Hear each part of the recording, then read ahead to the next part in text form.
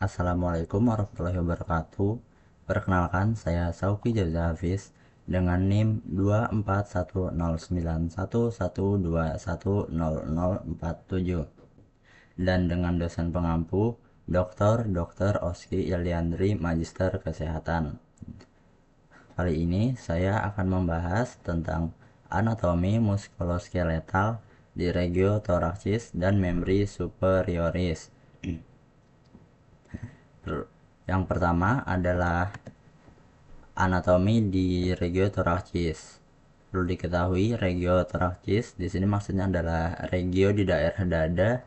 Jadi pada regio ini meliputi ada sternum, tulang dada ini, lalu ada costa, tulang rusuk, dan ada vertebrata thoracis atau tulang belakang di dada. Untuk sternum atau tulang dada sendiri terbagi menjadi 3 bagian. Yang pertama ada manubrium atau itu yang bagian paling atas ini, yang tulang paling besar. Tulang ini berartikulasi dengan clavicula dan costa atau tulang rusuk pertama.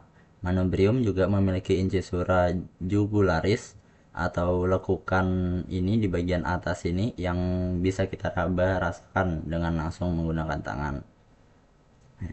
Lalu yang kedua, bagian tengah sini atau disebut corpus sterni, ini berartikulasi dengan costa kedua hingga ketujuh. Corpus sterni adalah bagian terpanjang dari sternum, atau jadi bagian tengah ini yang terpanjang dari 3 bagian. Lalu yang terakhir ada processus sigmoideus. Ini bagian paling bawah yang bentuknya kecil dan runcing ini. Proses sigmoid ini terdiri dari tulang rawan pada orang muda dan mengeras seiringnya usia. Lalu ada tulang rusuk. Tulang rusuk ini juga terbagi menjadi 3. Yang pertama ada costa varae atau rusuk sejati. Ini adalah 7 pasang pertama yang terhubung langsung ke sternum melalui cartilago costa. Tulang rusuk ini memberikan perlindungan langsung ke organ-organ dalam. Jadi costa varae ini, yang ini 1, 2, 3, 4, 5, 6, 7. Ini termasuk costa varae. Lalu ada costa spuriae. Ini adalah 3 pasang berikutnya. Yang 3 pasang sisa ini yang terhubung ke sternum melalui cartilago costa di atasnya. Tulang rusuk ini memberikan perlindungan tambahan. Lalu terakhir ada costa fluctuantes atau rusuk melayang. Ini adalah 2 pasang terakhir yang tidak terhubung ke sternum. Tulang rusuk ini memberikan fleksibilitas pada dinding dada. Jadi bagian sini adalah termasuk costa fluctuantes atau rusuk melayang. Lalu selanjutnya adalah vertebrata thoracis atau tulang belakang dada. Ini terdiri dari 12 vertebrata atau tulang belakang yang berhubungan dengan tulang rusuk. Setiap vertebrata thoracis memiliki facies articularis untuk artikulasi dengan tulang rusuk. Artikulasi di sini maksudnya menyatu. Lalu vertebrata thoracis memiliki processus spinosus yang panjang dan mengarah ke bawah, yang membantu dalam pergerakan dan stabilitas.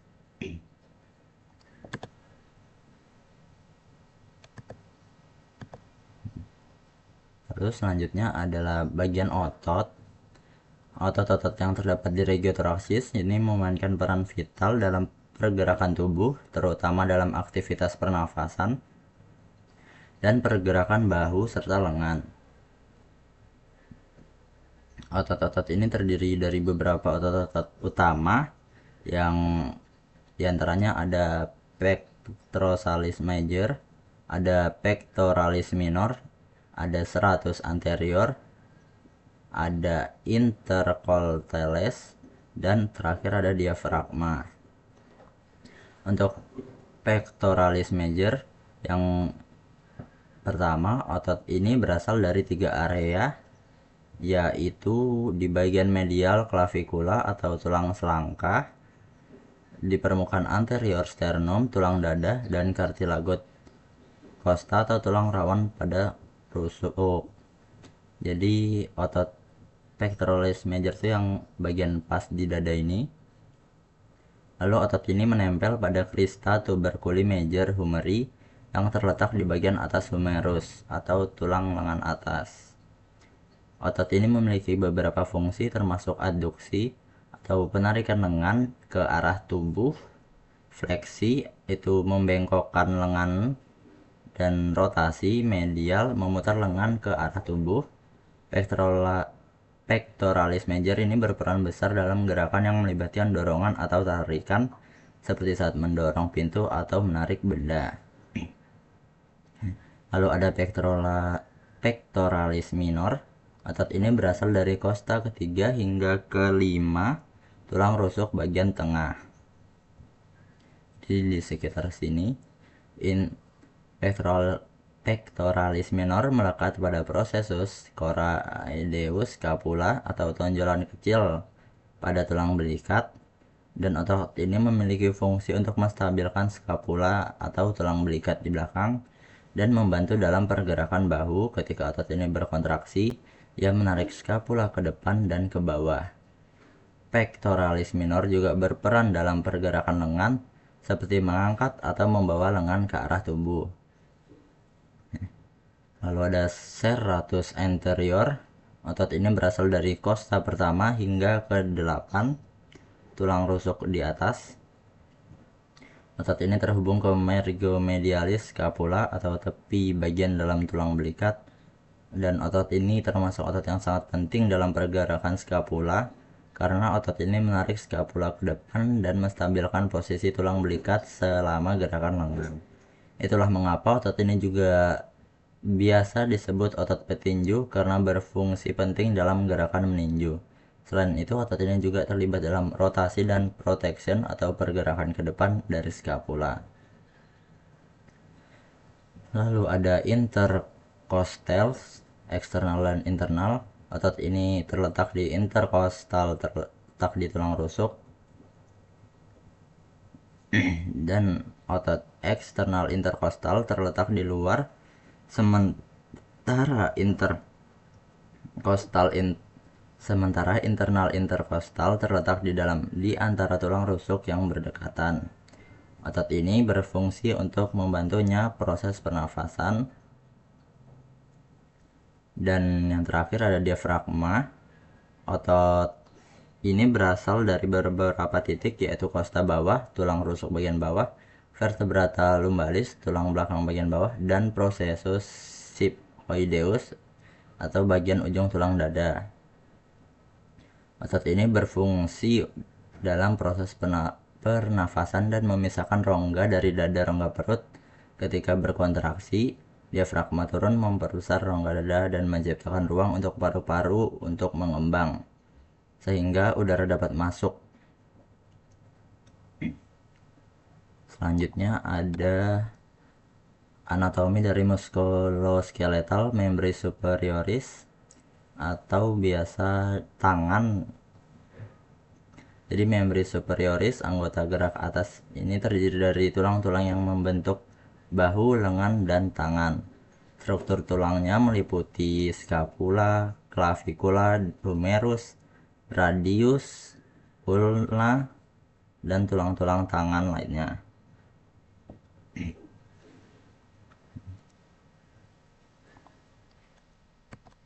Lalu pada bagian otot di lengan, otot-otot ini memainkan peran penting dalam pergerakan bahu, siku, pergelangan tangan, dan jari.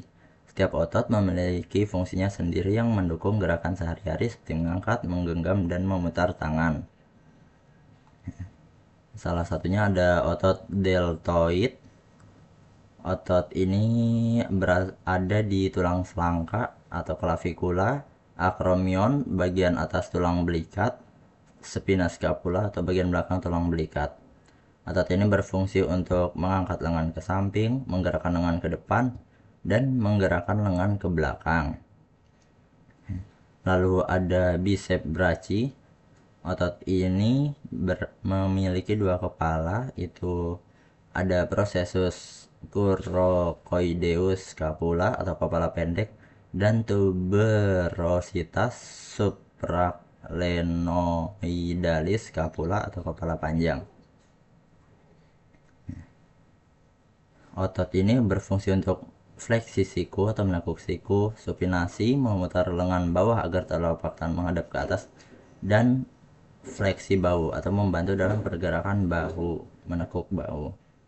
Lalu ada tricep brachii, ini ototnya terdapat pada humerus dan tuberositas infraclenoidalis scapula.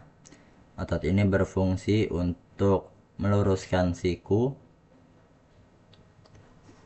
Lalu ada branchialis dan branchioradialis. Otot branchialis ini berfungsi untuk fleksi siku atau menekuk siku, dan ini merupakan salah satu fleksor utama dari siku.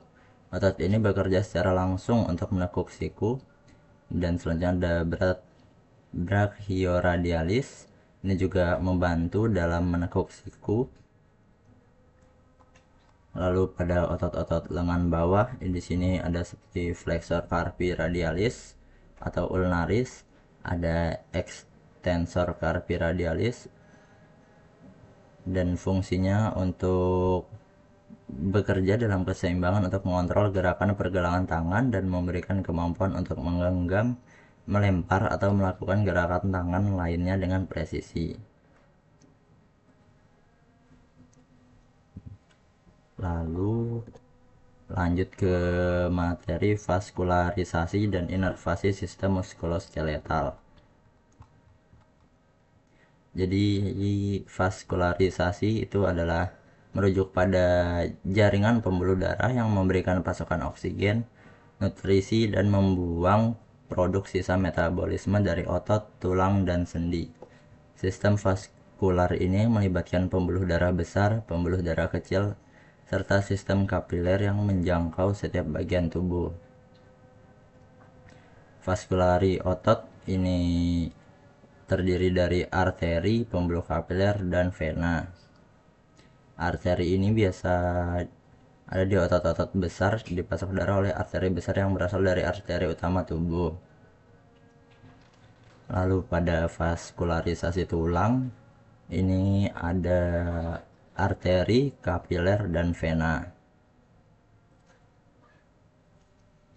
Lalu di vaskularis sendi, sendi juga membutuhkan suplai darah, meskipun suplai darah ini lebih terbatas dibandingkan dengan otot dan tulang. Pembuluh darah yang mengalir ke sendinya umumnya ini berasal dari pembuluh darah yang mengalir ke otot atau tulang di sekitarnya, tetapi beberapa sendi juga memiliki pembuluh darah kecil yang langsung menyuplai darah ke area tersebut. Cairan sinovial yang ada di dalam sendi juga berperan dalam pertukaran nutrisi untuk tulang rawan sendi. Lalu selanjutnya ada inervasi sistem muskuloskeletal. Jadi inervasi ini mengacu pada saraf atau pemasukan saraf ke otot, tulang, dan sendi yang memungkinkan koordinasi gerakan dan perasaan. Sistem saraf ini melibatkan saraf motorik yang mengirimkan sinyal untuk pergerakan, dan saraf sensorik yang membawa informasi dari tubuh kembali ke otak. Inervasi ini terdiri dari inervasi otot. Jadi di otot itu ada yang pertama adalah saraf motorik. Ini adalah saraf yang mengendalikan gerak otot, terdiri dari saraf otak dan sumsum tulang belakang. Jadi saraf ini mengirimkan sinyal untuk kontraksi setiap otot. Lalu ada saraf neuromuscular junction. Ini tempat saraf motorik berinteraksi dengan saraf otot yang disebut neuromuscular junction. Di sini impuls saraf ditransmisikan ke otot untuk merangsang kontraksi melalui pelepasan neurotransmitter asetilkolin. Lalu ada juga saraf tulang atau inervasi tulang. Di sini saraf yang terdiri ada saraf sensorik dan saraf vasomotor. Lalu ada inervasi sendi. Di sini sarafnya juga sama, saraf sensorik dan motorik. Jadi kedua saraf ini adalah yang bertanggung jawab untuk mendeteksi pergerakan dan tekanan, serta saraf motorik yang mengontrol otot-otot yang bergerak di sekitar sendi. Dan terakhir ada saraf spinalis. Jadi semua otot, tulang, dan sendi yang berhubungan dengan anggota tubuh memiliki inervasi dari saraf-saraf yang keluar dari sumsum tulang belakang atau saraf spinalis. Setiap pasangan saraf spinalis mengontrol bagian tertentu dari tubuh, seperti saraf brachial untuk lengan dan saraf lumbosakral untuk tungkai bawah. Saraf ini memberi informasi sensorik, misalnya seperti rasa sakit, suhu, dan untuk saraf motorik misalnya perintah gerakan. Sekian yang dapat saya sampaikan. Atas perhatiannya, terima kasih.